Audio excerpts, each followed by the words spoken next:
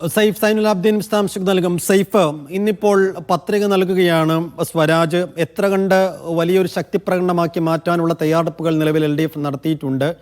അപ്പം ഒരു അജണ്ട ഇന്നലെ മുഖ്യമന്ത്രി സെറ്റ് ചെയ്തിട്ടുള്ളത് ഭരണ തുടർച്ചയ്ക്കൊരു വോട്ട് എന്നുള്ളതാണ്. അതിൻ്റെ ഒരു തുടർച്ച എങ്ങനെയായിരിക്കും പ്രചാരണത്തിലുടനീളം ഇന്നടക്കം കാണേണ്ടി വരിക? അതെ, ഇന്നലെ തെരഞ്ഞെടുപ്പിന്റെ ഇടതുമുന്നണിയുടെ അജണ്ട എന്താണ് എന്ന് മുഖ്യമന്ത്രിയുടെ പ്രസംഗത്തിൽ നിന്ന് നമുക്ക് മനസ്സിലായിട്ടുണ്ട്. സംസ്ഥാന സർക്കാർ നടത്തിയ വികസന പ്രവർത്തനം, അത് ഭരണ തുടർച്ച ഉണ്ടെങ്കിൽ മാത്രമേ വികസന പ്രവർത്തനങ്ങൾ തുടർന്നു കൊണ്ടുപോകാൻ കഴിയുകയുള്ളൂ. 2021 ജയിച്ചപ്പോൾ അവിടെ നിർത്തിവെച്ചിരുന്ന 2021 ആദ്യ പിണറായി സർക്കാർ നിർത്തിവെച്ചിരുന്ന ചില കാര്യങ്ങളുണ്ട്. ആ ഭരണത്തിന് തുടർച്ചയുണ്ടായപ്പോൾ അതിനൊരു പൂർണ്ണതയിലേക്ക് കാര്യങ്ങൾ എത്തിച്ചേരുന്നുണ്ട്. ഇപ്പോൾ ചില കാര്യങ്ങൾ തുടങ്ങി വെച്ചിട്ടുണ്ട്. അതിന് തുടർച്ച വേണമെങ്കിൽ അത് വീണ്ടും സർക്കാർ വരണം. അതാണ് ഇടതുമുന്നണിയുടെ നയം എന്ന് മുഖ്യമന്ത്രി പറഞ്ഞു വെച്ചിട്ടുണ്ട്.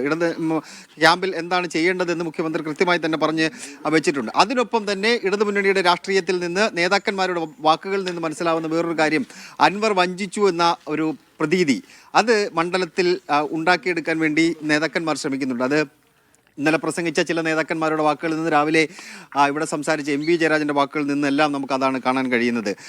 ഇടത് ക്യാമ്പ് വലിയ ആവേശത്തിലാണ്, പ്രത്യേകിച്ച് CPMൻ്റെ അണികൾ വലിയ ആവേശത്തിലാണ്. കാരണം വർഷങ്ങൾക്ക് ശേഷം 2006 ശേഷം ആദ്യമായിട്ടാണ്, 19 വർഷത്തിന് ശേഷമാണ് അരിവാൾ ചുറ്റിക നക്ഷത്രം അടയാളത്തിൽ വോട്ട് ചെയ്യാൻ വേണ്ടി ഇടതുമുന്നണിക്ക് ഒരു സ്ഥാനാർത്ഥിയെ ഇവിടെ CPM നൽകിയിരിക്കുന്നത്. അതിൻ്റെ ആവേശം അണികളിൽ നമുക്ക് പ്രകടമായി തന്നെ കാണുന്നുണ്ട്. രാവിലെ M സ്വരാജിൻ്റെ വാഹന പര്യടനം ഇവിടെ നമ്മൾ നിൽക്കുന്ന ഈ പ്രദേശത്ത് ആണ് ആരംഭിച്ചത്. അദ്ദേഹം ഇനി 10 വരെ വിവിധ ഇടങ്ങളിൽ വാഹന പര്യടനത്തിന് പോകും. അതിനുശേഷം 10 കൂടിയായിരിക്കും താലൂക്ക് ഓഫീസിലെത്തി നാമനിർദ്ദേശ പത്രിക സമർപ്പിക്കുന്നത്. താലൂക്ക് ഓഫീസിൻ്റെ 200 മീറ്റർ അപ്പുറത്ത് ജവഹർ എന്ന് പറയുന്ന ഒരു സ്ഥലമുണ്ട്, ജവഹർ നഗർ എന്ന് പറയുന്ന ഒരു സ്ഥലമുണ്ട്. അവിടെ നിന്ന് ആരംഭിച്ച് 200 മീറ്റർ മാത്രമേ ഉള്ളൂ എന്നാണ് അറിയാൻ കഴിയുന്നത്. അവിടെ നിന്ന് പ്രകടനമായി പോയി നാമനിർദ്ദേശ പത്രിക സമർപ്പിക്കുക. CPMൻ്റെ സംസ്ഥാനത്തെ പ്രധാനപ്പെട്ട നേതാക്കൾ ഉണ്ട്. ഇന്ന് എല്ലാ പഞ്ചായത്തുകളിലും പഞ്ചായത്ത് തെരഞ്ഞെടുപ്പ് കൺവെൻഷൻ നടക്കുന്നുണ്ട്. മന്ത്രി K രാജൻ അടക്കമുള്ളവർ കൺവെൻഷൻ ഉദ്ഘാടനം ചെയ്യാൻ വേണ്ടി എത്തിച്ചേരുന്നുണ്ട്. അങ്ങനെ ഇടത് ക്യാമ്പ് പൂർണ്ണമായി സജ്ജമായിട്ടുണ്ട്. അതിനിടയിൽ മറ്റൊരു പ്രധാനപ്പെട്ട കാര്യം കൂടിയുണ്ട്. സൈഫുദ്ദീൻ, മുഖ്യമന്ത്രി പിണറായി വിജയൻ വീണ്ടും നിലമ്പൂരിലേക്ക് എത്തുകയാണ്. 13, 14, 15 തീയതികളിൽ മുഖ്യമന്ത്രി 7 പഞ്ചായത്തുകളിൽ പ്രചരണത്തിന് എത്തുന്നുണ്ട്. സൈഫുദ്ദീൻ.